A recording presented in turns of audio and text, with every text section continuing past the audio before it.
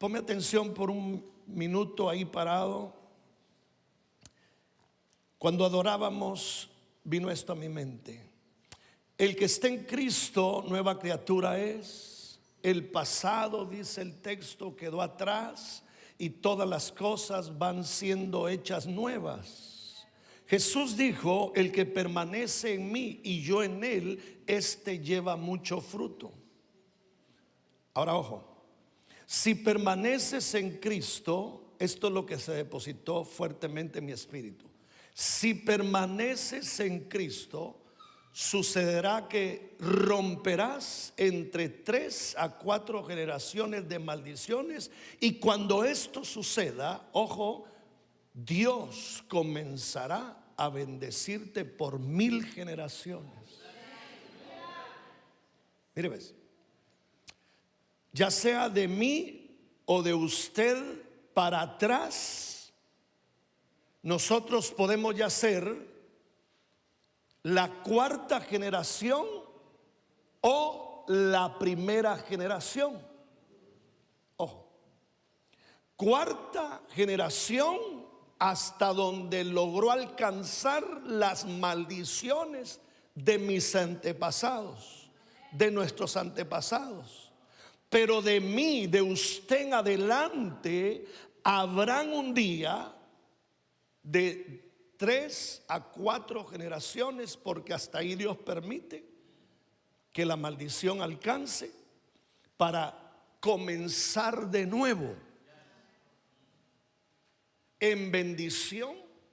Pero en Cristo, cuando tú estás en Cristo y vienes a ser ya sea sos la 4ª generación de tus antepasados y se rompe en Cristo las maldiciones, o se comienza a romper en Cristo las maldiciones de ti para adelante, siendo tú la 1ª generación que ahora va a cargar las bendiciones de Dios, se comienza a romper hacia adelante de ti aquello que veníamos cargando. ¿Sí?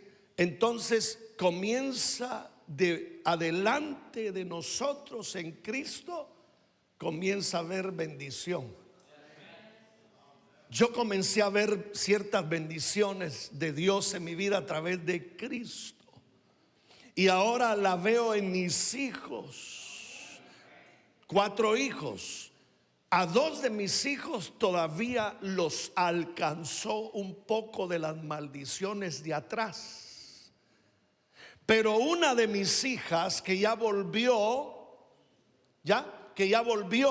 está rescatando esas bendiciones, porque ahora ella va a representar no solo mi 1ª generación, sino que va a ser la 1ª generación, ojo, para sus hijos, para sus nietos. Y entonces Dios en Cristo comienza a bendecirnos poco a poco, y las maldiciones de 4 generaciones o 3 generaciones de atrás para mí se comienza a romper, y para adelante empieza la bendición de gloria en gloria. ¿Cuántos reciben esto en esta noche?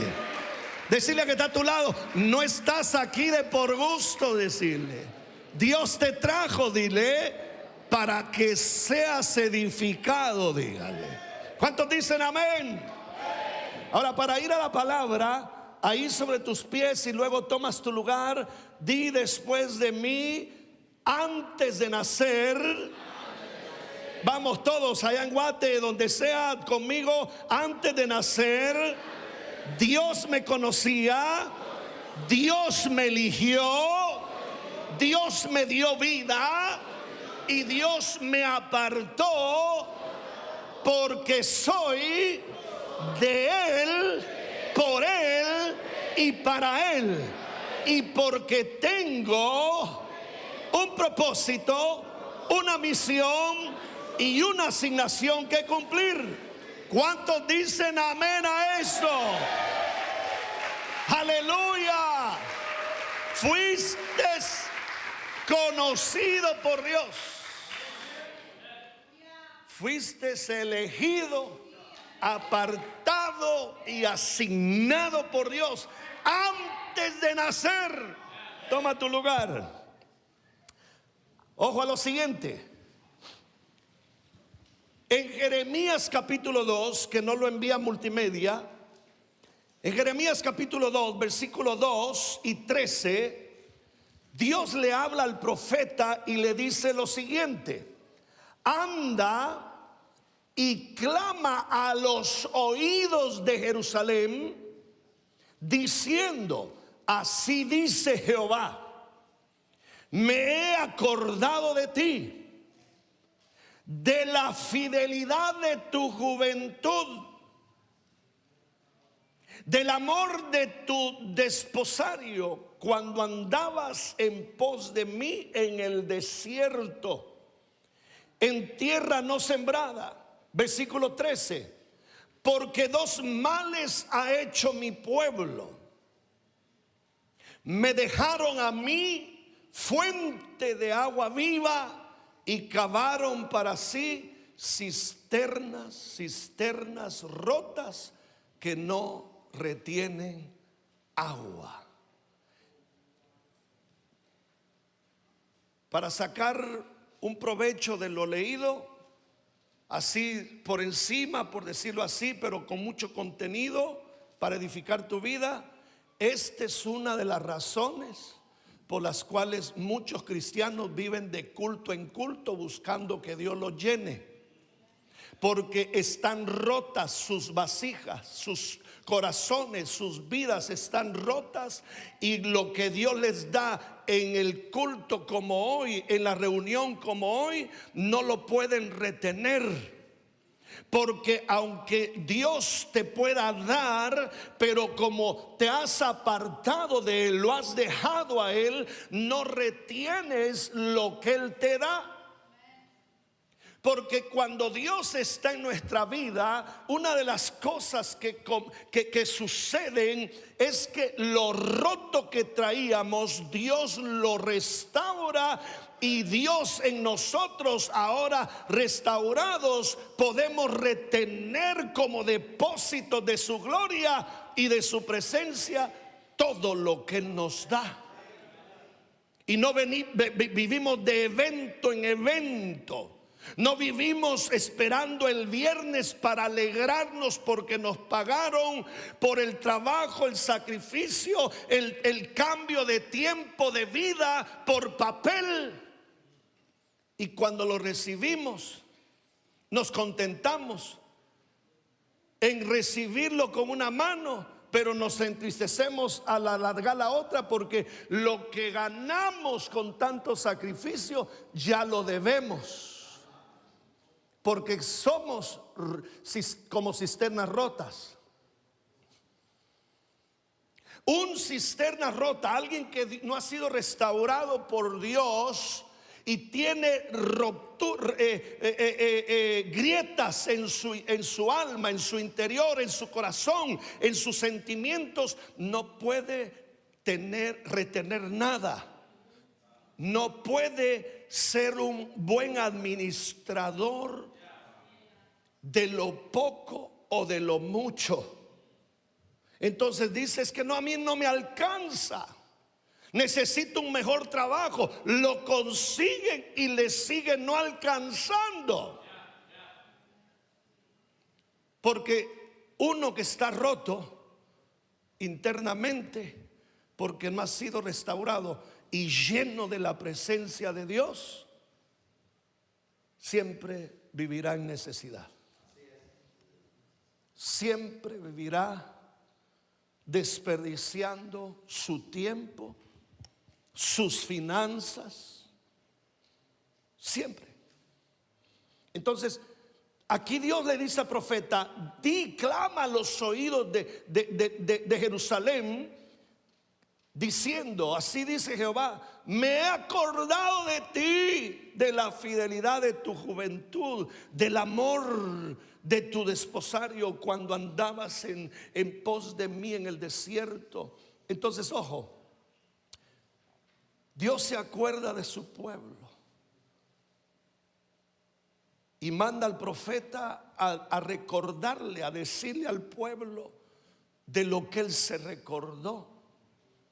Y Dios se recuerda de la fidelidad que mostraba su pueblo cuando eran jóvenes.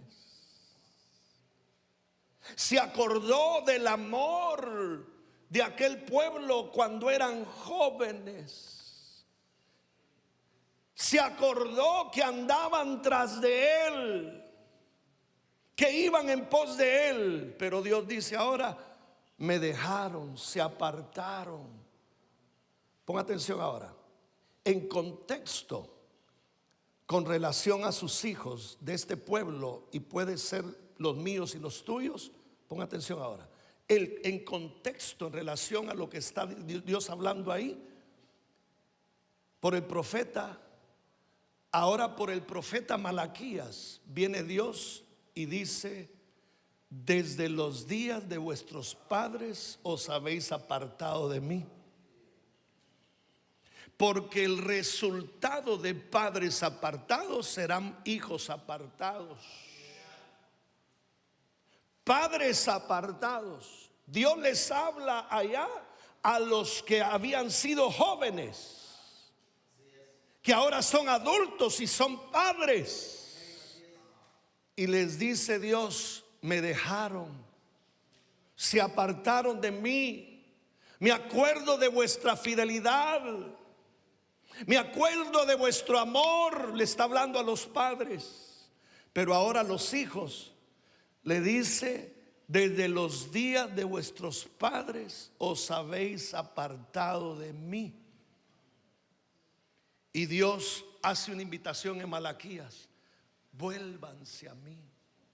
Yo no cambio, dice Dios, pero ustedes han cambiado. Me siguieron un día, andaban en pos de mí un día, yo estaba con ustedes, pero se apartaron de mí. Porque Dios no se aparta de nosotros. Dios no cambia. Pero mire, pues cantábamos unas alabanzas que hablaban de la fidelidad de Dios, y se ministró un poco que la fidelidad nos alcanza. Pero ponga atención, no nos alcanza en conexión a generacional, sino que se interrumpen las generaciones. Y aunque la fidelidad de Dios no cambia, pero nosotros somos infieles en el camino. Entonces ponga atención si eres padre o madre. Y si aún no lo eres, joven, ponme atención. Tu infidelidad a Dios alcanzará a tus hijos y será repetido por tus hijos. No tengan poco lo que la palabra dice de: séme fiel tú y tu casa será salva. Porque esa es promesa de Dios. Pero también hay una promesa a los fieles, que le dirán un día: en lo poco me fuiste fiel, en lo mucho yo te pondré. Entra en el gozo de tu Señor. Los padres que un día fueron jóvenes, que aún no eran padres, que eran hijos, pero se convirtieron en padres, fueron infieles a Dios, y eso se transfirió a sus hijos. No, yo ya no voy a la iglesia, pero es que yo ya no necesito ir a la iglesia. ¿No sabes el gran mal que le estás causando a tus generaciones? O que le vas a causar. Porque el resultado de padres apartados serán hijos también apartados. Me acuerdo de vuestra juventud cuando eran fieles, y ahora Dios le habla a los hijos de esos que les habló allá: desde los días de vuestros padres os habéis apartado de mí. Vuelvan, yo no cambio, yo no he cambiado.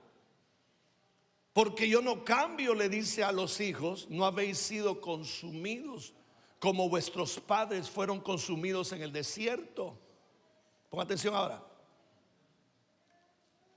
Los padres no entraron a la tierra porque fueron infieles.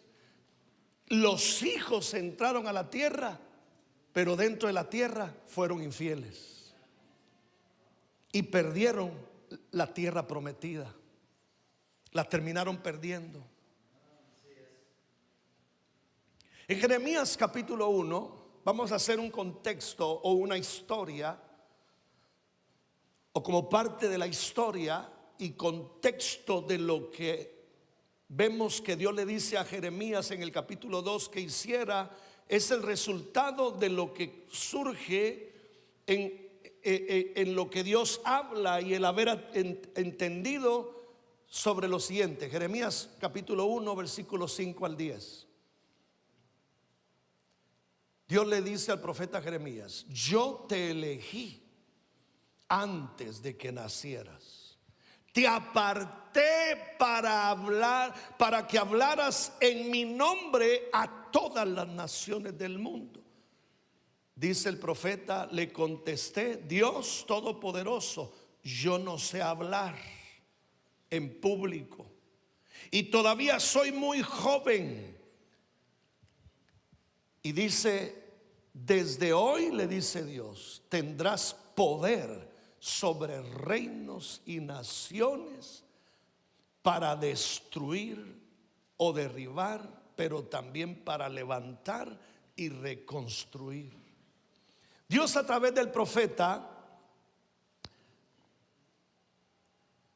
habla del antes de nacer, pero ahora Dios, a través del apóstol Pablo, quien primero lo tuvo que entender, o sea, concebir, ahora Dios, a través del apóstol Pablo, nos dice en Efesios capítulo 2 versículo 10, nosotros, dice. Porque tú te puedes quedar con lo leído de Jeremías, de lo que Dios le habló a Jeremías, pero es que yo no soy profeta, es que yo no soy Jeremías.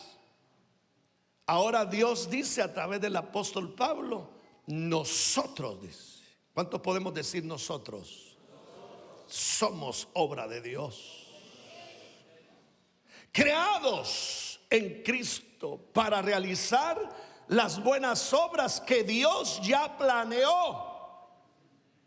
Esto es lo que Dios le habla a Jeremías, pero lo sigue hablando a nosotros los cristianos. Nos sigue hablando, le sigue hablando a la humanidad, que fuimos creados por Dios en Cristo para realizar las buenas obras que Dios ya planeó de antemano para que nos ocupáramos de ellas. En un resumen del domingo dije lo siguiente: mientras en la tierra, para los seres humanos, lo más importante es que se nos revele que necesitamos ser salvos, en el cielo para Dios lo más importante es que se nos revele que hay una gran necesidad, y es que hagamos la obra de Dios. No es el estar sentado aquí hoy. Era necesario que estuvieras aquí hoy, pero afuera de este lugar hay mayor necesidad que las tuyas. Porque tú estás probablemente hoy acá, y ojalá me equivoque, estás hoy acá por alguna necesidad que tienes. Pero tu necesidad y mi necesidad no es mayor que la que se encuentra allá afuera. Pero como somos cristianos rotos, que no retienen, Porque el propósito de Dios, al tú decirle que yo no creo en esa forma de adorar, lléname, dame más. Porque cuando el Espíritu Santo vino sobre ti, Dios te llenó por completo. Dios no es que vaya a estar en tu almatismo, en tu sentimentalismo, en tu ruptura, en el negocio de cuando tú le dices dame más, lléname más. Él va a estar como con un vaso, con un cuerno para ser más espiritual, queriéndote dar más. Porque cuando te dio al Espíritu, te dio todo. Te dio todo. Entonces, como andamos rotos, al venir al templo, venimos en búsqueda de que Dios nos dé más. Y es por eso que la gente se va de las iglesias, porque llegó al culto o practicó ir a los cultos en búsqueda de que Dios le diera. Llegó un momento donde ya no sintió, ya no pasó nada, como aquel día cuando llegó por primera vez y que sentiste algo. Mi experiencia no fue de sentir nada, y recibí a Jesús en mi corazón por fe, no porque lloré, me quebranté o me caí o me endemonié y sacaron demonios de mí. No sentí nada. Pero hasta aquí he permanecido en Cristo y Cristo en mí. Y todo el que permanece en Cristo y Cristo en él, se vuelve o encuentra en la vida la estabilidad. La estabilidad. Entonces, venimos creyendo que la necesidad que tenemos es mayor a la de todo mundo y que Dios tiene que responderme hoy, porque si Dios no me responde hoy, algunos dicen me voy a quitar la vida o ya no vuelvo más a este lugar porque Dios no está aquí, porque Dios no responde. Entonces creemos que nuestras necesidades son mayores que las que hay afuera de este lugar. Y por eso es que no hacemos nada. Aún Dios, entre comillas, para mí, que te dio algo, que sentiste, que dijiste, ala, qué presencia de Dios, dijiste mientras estabas en el templo. Pero cuando regresas a casa, desde tu carro ya vas argumentando, ya vas peleando, ya vas molesto, disgustado. Te salió un pelo en los tacos de Good Deeds. Aquí te enojas y cuando te sale en el restaurante,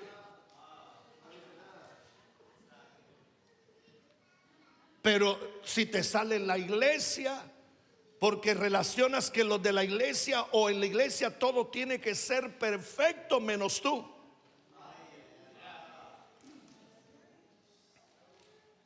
Entonces, mientras en la tierra Dios espera que para los seres humanos lo más importante es que se les revele que necesitamos ser salvos. Oiga, en el cielo para Dios lo más importante es que los salvados, supuestamente, porque no somos salvos todavía, sino que el persevere hasta el fin, este será salvo. Si quería el texto, sin santidad nadie verá al Señor.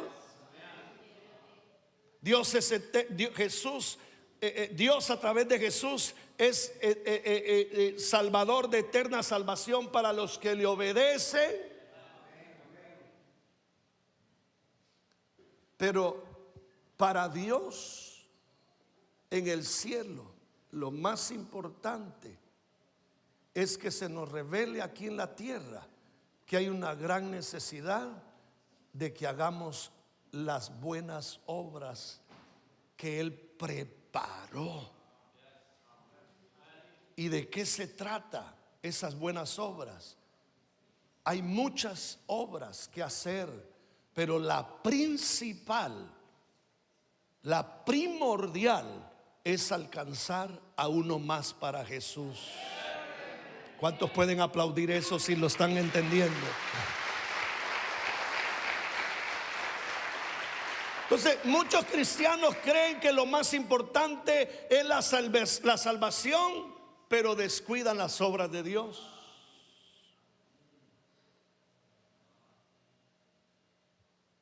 Ponme atención ahora. En el tener revelación de la salvación y el hacer las obras de Dios, te decía el domingo, es aquí donde recuperas el verdadero sentido de la vida. Si para ti ya hubiera hecho sentido la vida, tuvieras un rostro mejor que el que tienes. No lo digo por ti, sino por el que está a tu lado. Tendrías mejor rostro si la vida estuviera haciendo sentido para ti. No tienes que esperar el viernes para volverte a contentar, porque trabajas con una decepción, trabajas con una amargura. Pero por lo menos dices tú y relacionas, me van a pagar el viernes, y el viernes recibes con una mano y con la otra se te va. Fue momentáneo el gozo. Pero el que tiene el gozo del Señor, su fortaleza es.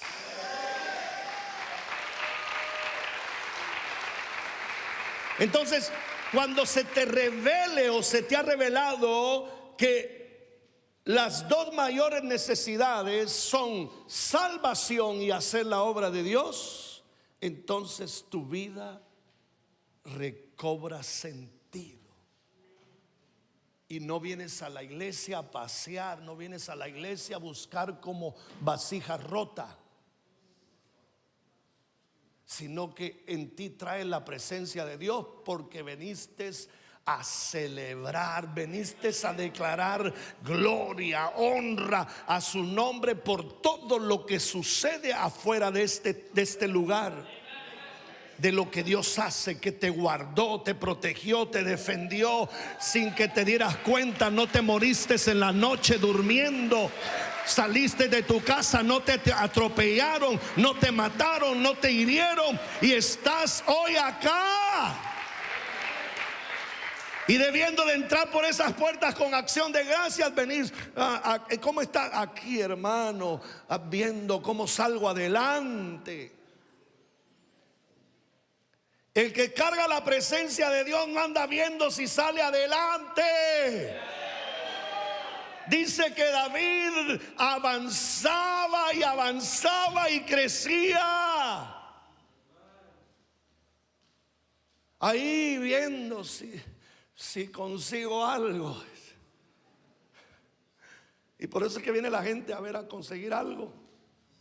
Consiguen mujeres, hombre, y se van. Y a perderlo allá afuera. Aquí han entrado hombres donde se han llevado mujeres y se pierden afuera. Nunca intercambies el propósito divino por un hombre, por una mujer, por lo material, porque lo vas a terminar perdiendo todo. ¿Alguien capich? ¿Ah? Entonces, la revelación de lo más importante, siendo dos, lo más importante mientras estemos con vida, es ser salvos y hacer la obra de Dios. Por consiguiente, ¿con qué tiene que ver el hacer la obra de Dios? Aquí nos quedamos el domingo y terminé diciendo que cuando le sirves a Dios, Dios te bendice. Pero cuando haces la obra de Dios, Dios te recompensa. Pero entonces servimos en el templo y afuera del templo hacemos la obra de Dios.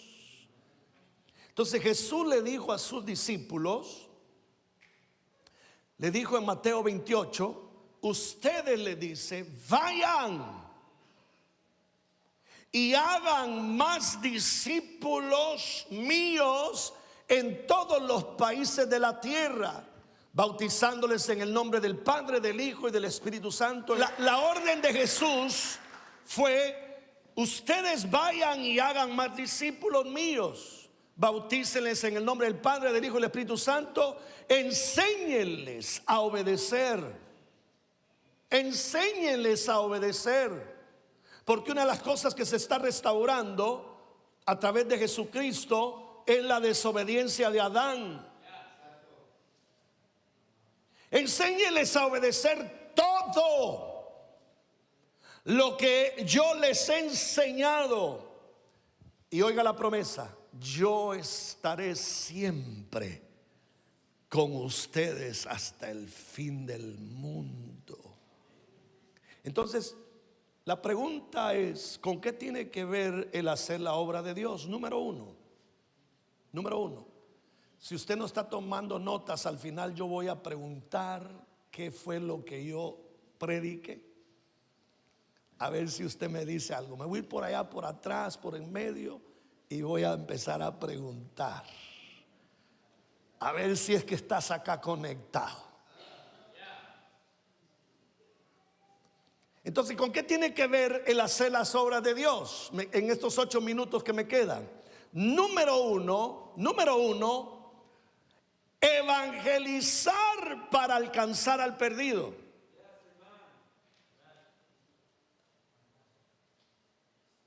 Evangelizar para alcanzar al perdido. ¿Hablaste de Cristo hoy a alguien allá afuera?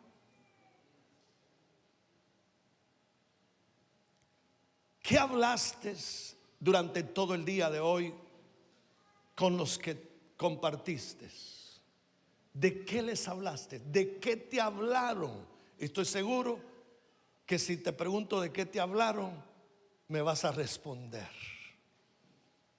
Y si te pregunto de qué les hablaste, no vas a poder responderme. Porque la idea de que les compartiste es que tú tuviste la oportunidad el día de hoy, y la tendrás el día de mañana, de evangelizar.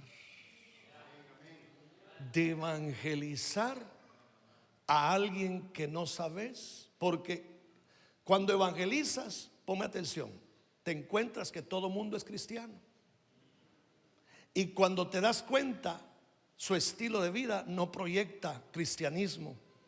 No proyecta, en otras palabras, porque cristiano tiene que ver con ser imitador de Cristo. Entonces, cuando ves el estilo de vida, después de que ellos te dijeron soy cristiano, no proyectan a Cristo. Ahora, ¿les proyectaste tú a Cristo? ¿Pudieron ver a Cristo en tu vida ellos hoy? Porque el hacer la obra de Dios tiene que ver con evangelizar para alcanzar al perdido. Y al evangelizar, cuando te digo evangelizar, no traigas a tu mente: es que yo no puedo hablar como Jeremías. Porque aunque estuvieras mudo, tu testimonio evangeliza. Tu ejemplo de vida evangeliza.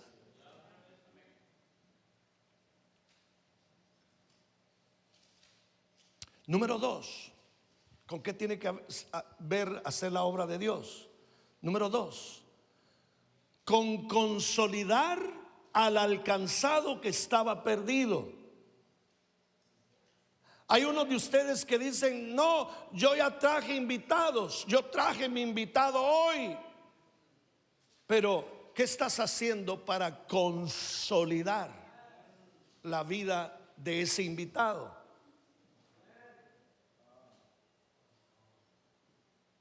Es que no se quedan. ¿Consolidaste?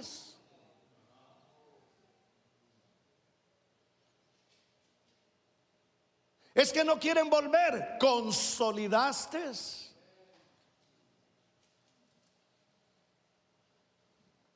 Número 3. ¿Con qué tiene que ver el hacer la obra de Dios? Las obras aquellas que Dios preparó de antemano para que nos ocupáramos en ellas. Número 3. Tiene que ver con discipular al consolidado.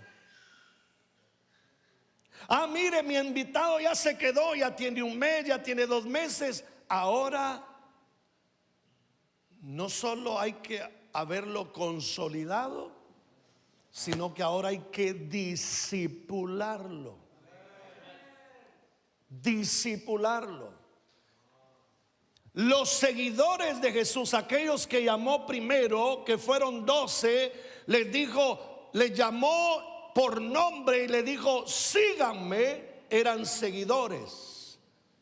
Y os haré, dijo Jesús, pescadores de hombres. Cuando los llama, eran seguidores. Pero como seguidores, al lado de él, los comenzó a consolidar. Al lado de él, por 3 años los discipuló. Y al final les termina diciendo, vayan y hagan más discípulos míos. Esta no es palabra para seguidores.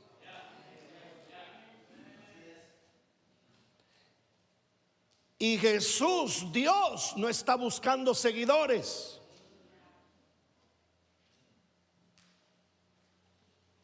Sé seguidor de por lo menos del mejor jugador del mundo. Usted ya sabe quién es. Para algunos es Ronaldo, pero para otros es Messi. De ellos sé un buen seguidor. No porque uno sea mejor, ahora critiques al otro. No somos ni buenos seguidores, no somos ni buenos fanáticos, peleándonos por un jugador, el cual no ha hecho nada por ti ni por mí, ni la mano le has dado nunca, y probablemente te mueras y no se la des. Pero ese es mi sueño, pastor. Te vas a morir con todo y sueño. Es más, algunos de ustedes tienen eso como sueño, pero ni en sueños va a suceder. Entonces, ¿con qué tiene que ver hacer las obras de Dios? Primero, alcanzar al perdido a través de la evangelización, que no es solamente hablándole, sino siendo un ejemplo de vida, un modelo de vida. ¿Te consideran a ti cristiano legítimo en tu trabajo, tus amigos y tus familiares?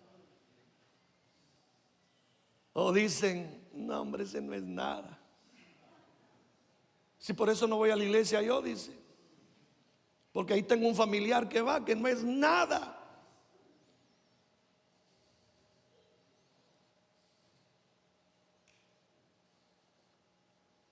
Número 3, discipular para consolidar al consolidado. Y número 4, tiene que ver con enviar al discipulado. Esto fue lo que Jesús hizo. Jesús los evangelizó porque estaban perdidos. Amén. Y estos 12 hombres no eran de vagos, eran gente de negocios, gente ocupada, gente de gobierno, de política. Judas era un tesorero, y para ser tesorero tenía que haber sabido de finanzas, de números. Pero parece que no sabía mucho porque no supo ni vender a Jesús.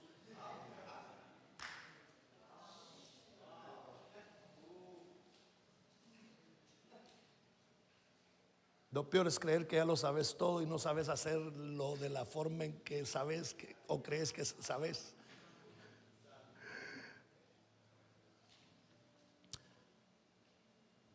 Número 4 dije enviar al discipulado. Esto fue lo que Jesús hizo. Evangelizó a los que estaban perdidos, luego los consolidó, los discipuló y luego los envió. Porque de discípulo, de seguidor tienes que convertirte en discípulo. Pero de discípulo tienes que convertirte en obrero discípulo. Entonces, el evangelizar al perdido, el consolidarlo y el discipularlo es para que se convierta ahora en un obrero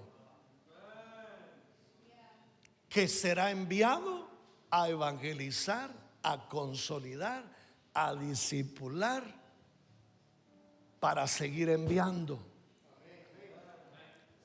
Pero póngame atención, y creo que lo voy a dejar por acá.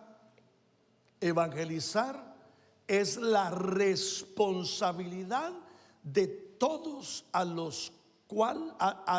cual nos debemos comprometer. Evangelizar es la responsabilidad de los benditos cristianos todos. Si tú no evangelizas, no eres cristiano.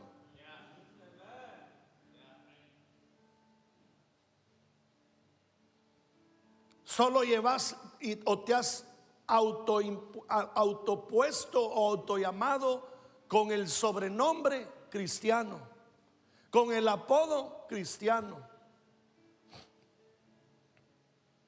Evangelizar es la responsabilidad de todos. Consolidar es tu responsabilidad también.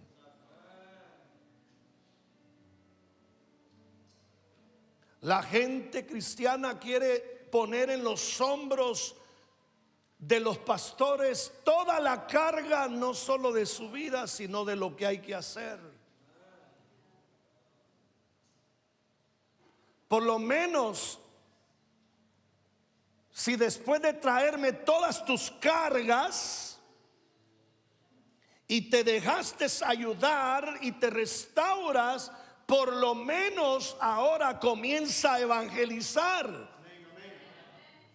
Pero no seas un cristiano de que toda la vida estás trayendo cargas y cargas y cargas, demandando un buen mensaje, demandando una buena alabanza, demandando un buen ambiente, demandando todo sin dar nada. Porque eres un cristiano vacío de la presencia de Dios. Pero los discípulos llenos de la presencia de Dios no andan en búsqueda de que les sirvan los peces, sino que están para servir. Aleluya. Entonces, parte de nuestra asignación, misión, que es evangelizar. Y debemos tomar responsabilidad todos los que decimos ser cristianos. ¿Con qué fin?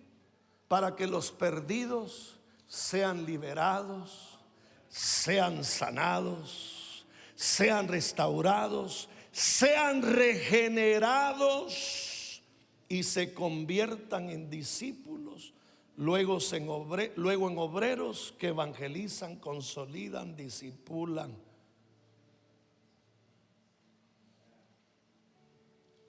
Esto fue lo que Jesús hizo, hermanos, antes de irse.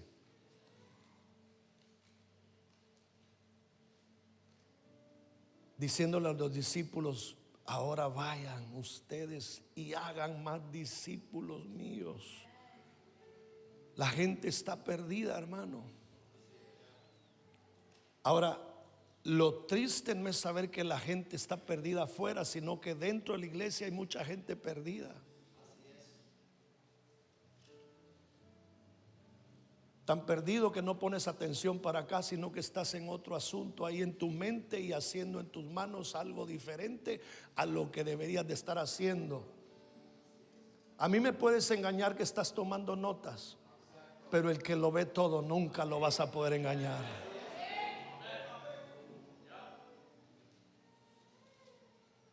Este es el fundamento de lo más importante, que es solo querer o aún creer que somos salvos. Esta es la parte más importante, porque si fuera lo más importante ser salvos, desde el momento que le entregas tu vida a Dios, Dios te hubiera llevado. Pero ¿por qué te dejó? ¿Te has preguntado eso? ¿Te has preguntado por qué no moriste cuando te quisieron matar o en ese? ¿Se ha preguntado por qué no lo mataron? Porque la decisión es hoy, no mañana. No en el lecho, no en la cama, no en el hospital, no en la cárcel. No es cuando te tienen para matarte. Es hoy. Es hoy. Y que salgas de acá con la presencia de Dios. Porque cuando tiene la presencia de Dios, Jesús caminó con la presencia de Dios. Óigame, caminó con la presencia de Dios. Y cuando lo querían arrestar o cuando lo querían matar, se cruzaba en medio de todos y no lo veían. No lo veían. Yo no te estoy contando una historia de Disney.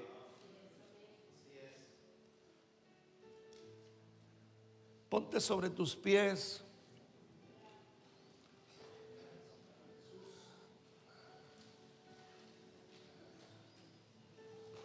¿Por qué? Dice la gente. ¿Por qué me está pasando? ¿Por qué volvió a pasarme? Desde Edén estamos en una complicación, porque un hombre y una mujer no supieron mantener su relación con Dios por haber escuchado lo que no debieron escuchar. Ahora, muchas veces a lo que te dije no es que no debiste o no debas escuchar lo que no debiste, porque Jesús también escuchó, pero no fue engañado.